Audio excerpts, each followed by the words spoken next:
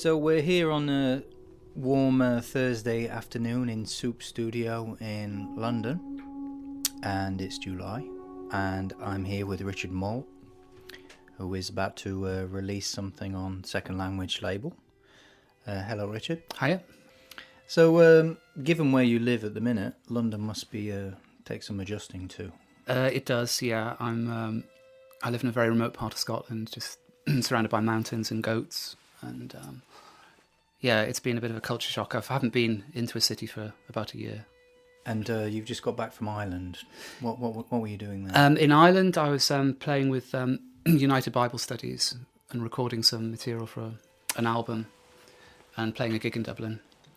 And that's something I seem to do every year. I'm a bit like a hired gun with them. I don't really write for them. I just turn up and get the keyboard out and play what they want me to. It's really relaxing and no pressure. United Bible Studies are a group based in Dublin and Galway and various other parts of Ireland. They were formed from a collective called Deserted Village, which is a label formed a few years ago. The root of the music is Irish, I guess, traditional folk, but it sort of spirals off into, I guess, sort of psychedelic improvisation, which I guess is what it is, but that's not really a good, accurate term for it. But it's a lot of fun to play, and it's freeform stuff, really.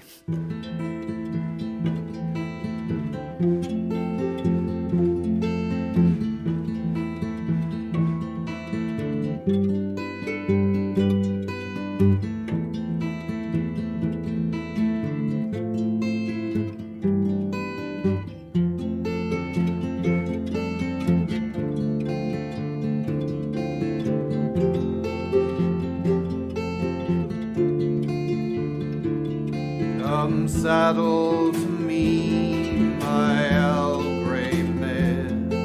Come saddle to me, my pony-o, and I'll take the road, and I'll go far away after the rolling plough, after the rolling plough. Last night I lay on a fine feather bed, sheets and blankets so cozy, oh. This night I'm on lie in a cold barren shed, wrapped in the arms of my ploughboy, oh. Wrapped in the arms of my ploughboy, oh. A champion ploughman, my Geordie, oh. I know you're involved with quite a few other musical projects, or you have been anyway.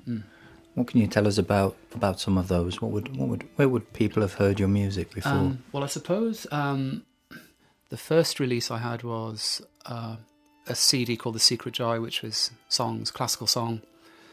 I spent years just writing music for other people to play, specialising in song.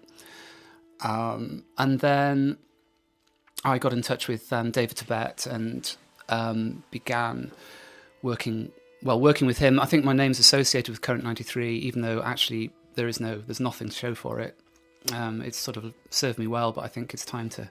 Well, I'm talking about it now, so I guess I shouldn't be. But I orchestrated Soft Black Stars, and that's I don't know when that's coming out. I don't know really. David wasn't happy with his vocals. There are all sorts of problems with it. Maybe it'll come out, but anyway, that's probably where most people know me from. And then various collaborations, really, United Bible Studies, Orchestra Noir, which is Tony Wakeford's project, which really is a sort of, I guess, very Schubertian chamber music with noise and the usual kind of things that Tony's interested in, dark Victorian imagery. So there's that, and then I'm really very interested now in pushing my own solo work as me as a musician, and I had a solo album out earlier this year, which is all piano improvisations, and the music emerged really out of touring with United Bible Studies in America, and there was a particular moment during a festival. We did Terrastock Festival, and I was watching Bardo Pond and Mono and Kawabata, and I just suddenly had a great revelation about how I wanted, the direction I wanted my music to go, much more, I guess I really like stoner rock, but it's not really like that, but it's, I guess, psychedelic. I keep using that term. It's a well-used term, but I like the term which doesn't necessarily imply drugs, but just something by its nature transforms your consciousness by frequencies and by whatever else. So I guess I'm pursuing less formal kind of written, composed music, and I'm much more interested in, I suppose, ambient music, really, which is another sort of naff term, but I listen a lot to fluid radio, and I think nowadays that's really the only music I tend to listen to, something which is very spacious, probably almost like an oral equivalent of incense or candlelight, something unobtrusive, really.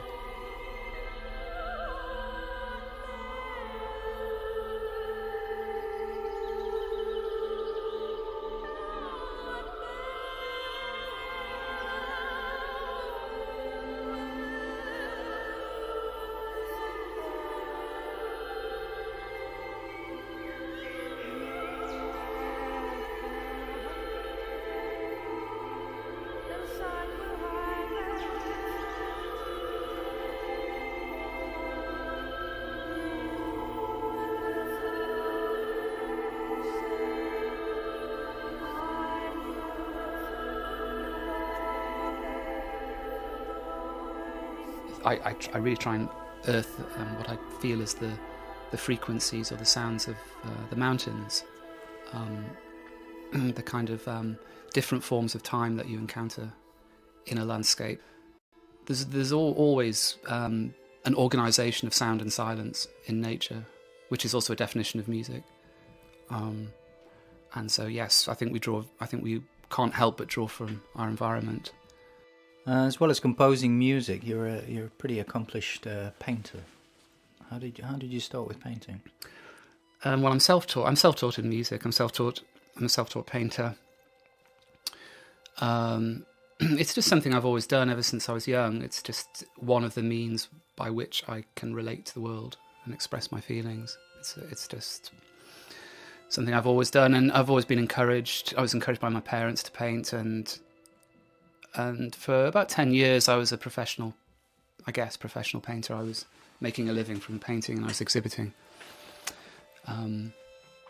And that, doing that professionally I felt a great deal of pressure after a certain point. I began to fall out of love with painting, because painting was something I was doing also to pay rent and to be able to survive. And I realised that art really is something which should be spontaneous, that you should only do it when you feel inspired. I've always felt that I've always wondered whether it's a good thing that artists or musicians or writers should be paid for their work. I know we'd all like to be, but in a way I just think being tied to a contract where you have to churn out, you have to produce ideas, it just seems a contradictory thing. I think it should be spontaneous and inspired. So I stopped painting professionally for a few years. In fact, I stopped painting altogether for a while. And now, because I have another source of income, I paint what I want when I want to, and I've fallen in love with the whole process again. Same with music, really. Are you from a musical household? What was your when you were a kid? Was there music in your house? I guess there were. Well, I suppose my grandmother was a pianist, and I was brought up listening to music from the shows, standard musicals like My Fair Lady and that type of thing. And I've always loved musicals as a result, much more than opera. But beyond that, not really. I mean, I suppose there was always music being played. I think the earliest memory I have is Nancy Sinatra, Sugar Town. I love that song. I've been listening to it again recently. Theme from Rupert the Bear. Lots, actually, music from TV has been a major influence on me from the 70s. Black Beauty theme and those sort of classics pieces of music, Follyfoot. So there's always been... also, my parents always used to have Radio 2 on, which the sort of beautiful kind of MOR type ballads that from the 70s juxtaposed with my horror of school and gained a kind of intensity. When I listen to them now, I feel very intense feelings. How does music come together for you? Do you start with an idea or do you start with a note? The recent album Ether is just one take improvisations. So it's there was no real thinking involved. It just poured forth. It's not something I really think consciously about. I think there are different approaches depending on how I'm feeling. If I'm setting out to do something very deliberate, I'll probably sketch out some rough idea.